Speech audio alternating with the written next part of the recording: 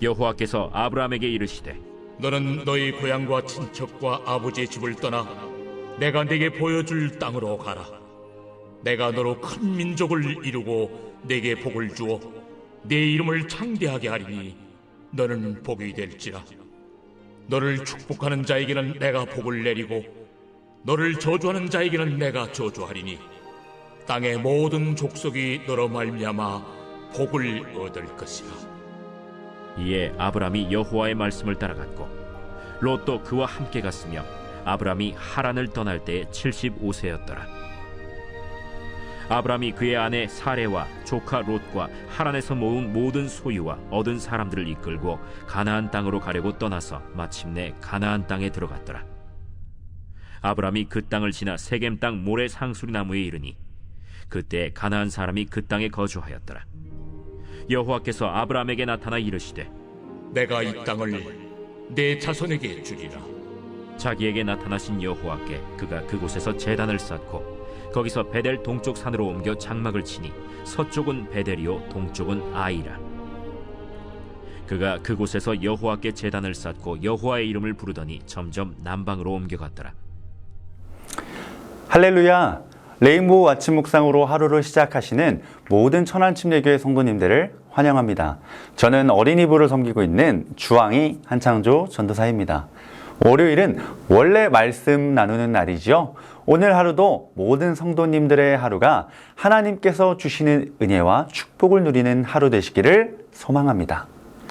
말씀을 나누기 전에 한 유명한 사람의 이야기를 잠깐 들려드리려고 합니다. 바로 세계적인 명품 브랜드인 샤넬의 창립자 코코 샤넬의 이야기인데요. 코코 샤넬은 사람들이 생각할 수 없는 파격적인 디자인의 옷을 만들어 팔았습니다. 샤넬의 개성 있는 디자인의 옷은 선풍적인 인기를 끌어 많은 사람들의 사랑과 인정을 받으며 성공 가도를 달리고 있었습니다. 샤넬의 옷은 파격적이면서도 세련됐으며 거기에다가 실용적이기까지 했기 때문입니다. 그녀는 엄청난 성공을 거두며 큰 돈을 벌었지만 세계 2차 대전이 일어남에 따라 모든 공장문을 닫고 여러 나라를 돌며 피신을 해야 했습니다. 전쟁이 끝난 후 그가 다시 파리로 돌아왔을 땐 그의 나이가 71세로 보통의 사업가라면 은퇴하고도 남았을 정도의 나이가 되었습니다. 이미 샤넬 공장문은 모두 문을 닫았고 남은 돈도 별로 없었습니다. 어느덧 사람들의 기억 속에서 샤넬이란 브랜드는 잊혀졌습니다. 하지만 그녀는 다시 의상실 문을 열어야겠다며 적당한 장소를 알아보며 옷을 디자인하기 시작했습니다. 그녀를 만나는 사람마다 모두 너무 늦었다고 얘기했지만 그녀의 일에 대한 열정을 꺾을 수는 없었습니다. 그녀에 대해서 이렇게 말합니다. 사장님, 이제 그만하시죠. 나이가 70이 넘으셨는데 다시 재기가 가능하시겠습니까? 코코 샤넬이 대답합니다. 어째서 내 나이가 문제가 되냐? 내가 70이든 90이든 20대의 감각만 가지고 있다면 문제될 게 없지 않냐? 저희가 잘 알고 있는 이 샤넬의 성공은 바로 그 순간부터 시작되었습니다. 내 나이가 몇 살인지 아는 것보다 더 중요한 것은 내가 누구인지 아는 것입니다. 오늘 말씀을 보면 하나님께서 아브람을 부르는 장면으로 시작됩니다. 1절과 2절인데요. 여호와께서 아브람에게 이르시되 너는 너의 고향과 친척과 아버지의 집을 떠나 내가 내게 보여줄 땅으로 가라.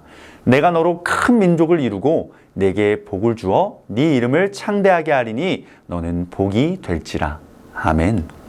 하나님께서는 아브람에게 고향과 친척과 아버지의 집을 떠나라고 명령하십니다. 이 명령은 아브라함이 하나님이 약속하신 미지의 땅으로 가기 위해 그가 소유한 가장 소중한 모든 것들을 포기해야 하는 결단을 요구하는 엄청난 믿음의 시험이었습니다. 그런데 하나님께서는 혈기가 왕성하고 도전정신이 투철한 20대 청년에게 이 명령을 하시는 것이 아니라 75살의 아브라함에게 말씀하십니다. 이미 자신의 삶과 자신의 환경에 익숙해져 있고 평안한 시절을 보내고 있는 75세 아브라함에게 말씀하시는 것이었습니다. 더 나아가 그때는 족장시대였기 때문에 친족을 떠나게 되면 보호해 줄 수 없는 사람들이 없어서 위험한 상황에 빠질 수도 있었습니다. 그럼에도 불구하고 하나님은 아브라함에게 내가 내게 보여줄 땅으로 가라 라고 명령하셨습니다. 그리고 하나님께서는 그 명령과 함께 축복의 약속을 함께 하시는데요. 75세인 아브라함을 통해 큰 민족을 이루고 아브라함을 복의 근원이 되게 하겠다라고 약속하셨습니다. 만약 아브라함이 자신의 상황을 바라보고 자신의 나이를 바라봤다면 하나님께서 우리를 위해 예비하신 땅에 갈 수 없었을 뿐더러 그 축복의 약속도 누릴 수 없었을 것입니다. 그러나 아브라함은 자신의 상황, 자신의 나이를 바라보기보다는 자신이 누구인지를 잘 바라봤던 것 같습니다. 하나님의 큰 민족을 이루게 될 사람이 바로 자신이라는 것, 또 복의 근원이 될 사람이 바로 자신이라는 것을 잘 바라보았던 것 같습니다. 그런데 그 75세의 아브라함에게 명령했던 하나님께서는요, 지금을 살아가는 저희에게도 동일하게 말씀하십니다. 29살인 저에게도 동일하게 말씀하시고요. 지금 함께 말씀을 나누고 계시는 천안침례교회 성도님들 30대, 40대, 50대, 60대, 70대, 80대 모든 성도님들 한 분 한 분에게 동일하게 말씀하고 계십니다. 우리가 익숙해져 있는 것에서 벗어나서 새로운 곳으로 도전하고 새로운 곳으로 나아가라. 지금까지 예배만 드리는 성도였다면 섬김의 자리로 나아가고 헌신의 자리로 나아가라. 만약 코로나 시기를 살아가면서 집에서 온라인으로 예배드리는 것이 익숙해졌다면 그 익숙해진 자리에서 떠나 모이는 자리로 가라 라고 말씀하고 계신 것이죠. 사도행전의 말씀처럼 날마다 마음을 같이하여 성전에 모이기를 힘쓰고, 모든 성도님들께서는 지금의 익숙해지신 자리에서 벗어나 하나님께서 도전하게 하시는 그 자리로 떠나가시기를 소망합니다. 아브람은 자기 자신을 75세의 노인으로 바라보지 않았습니다. 하나님께서 보내신 복의 전달자로 부르심을 받고 보내심을 받았다는 사실을 잘 알고 있었습니다. 그래서 그 바벨탑의 저주를 끊고 온 민족에게 축복을 전하게 되는 축복의 근원, 축복의 통로가 되었습니다. 우리 하나님께서는 75세의 아브라함에게 말씀하셨던 것처럼 지금을 살아가는 저희에게도 말씀하시는데요. 우리를 통해 세상 사람들에게 축복을 주시기를 원하십니다. 우리가 축복의 근원, 축복의 통로가 되기를 원하십니다. 사랑하는 모든 천안침례교회 성도님들, 나의 상황과 환경, 나이를 바라보지 말고 내가 누구인지를 잘 기억하여서 하나님께서 익숙함으로 살아가고 있는 우리 마음에 주시는 믿음의 도전 앞에 상황과 환경과 나이로 인해 포기하지 마시고 낙심하지 마시고 담대히 그 믿음의 도전을 받아들여서 아브라함처럼 축복의 근원, 축복의 통로가 되게 하신다는 그 약속을 누리게 되는 모든 성도님들 되시기를 예수님의 이름으로 소망합니다. 아멘. 기도하겠습니다.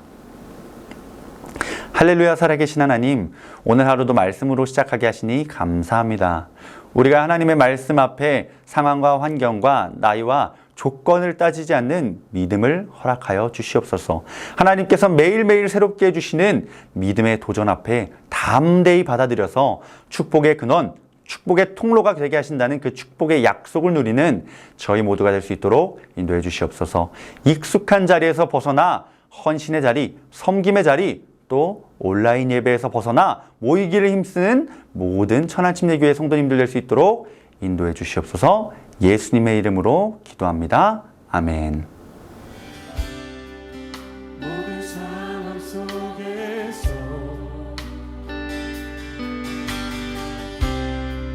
주를 찬양할지라.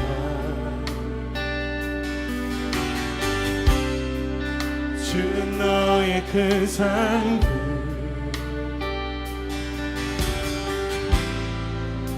큰 도움이시라.